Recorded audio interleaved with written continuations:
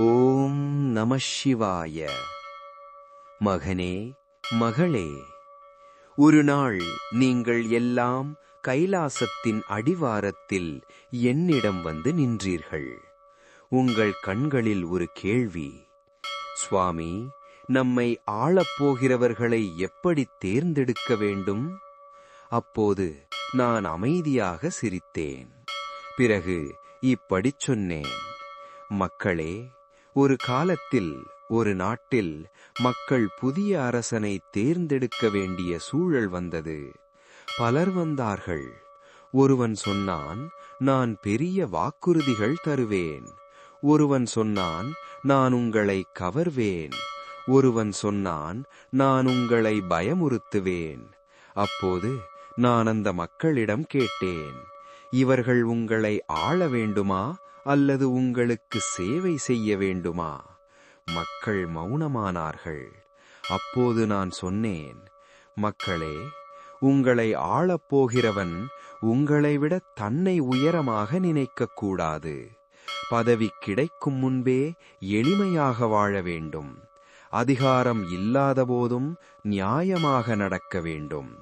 கோபத்தில் பேசாமல் கருணையில் முடிவெடுக்க வேண்டும். நான் கேட்டேன், அவன் பணத்தால் பேசுகிறானா அல்லது மனசாட்சியால் பேசுகிறானா? அவன் பதவியை விரும்புகிறானா அல்லது பொறுப்பை ஏற்கிறானா?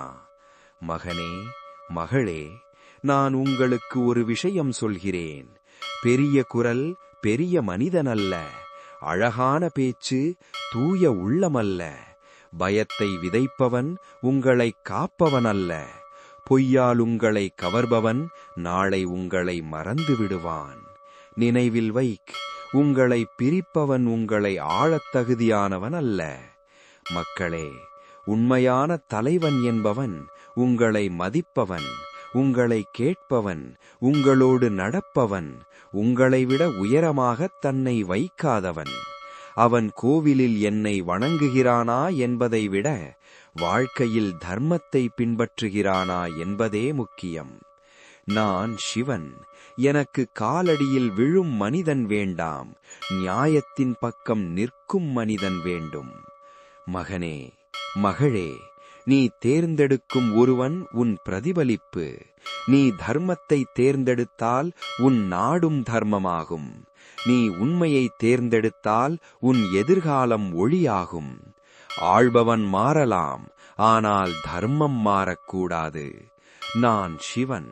நான் உனக்கு யாரை தேர்ந்தெடுக்க வேண்டும் என்று பெயர் சொல்ல வரவில்லை, எப்படி தேர்ந்தெடுக்க வேண்டும் என்று சொல்ல வந்தேன். ஓம் நம சிவாய. ஓம் நம சிவாய. ஓம் நம சிவாய.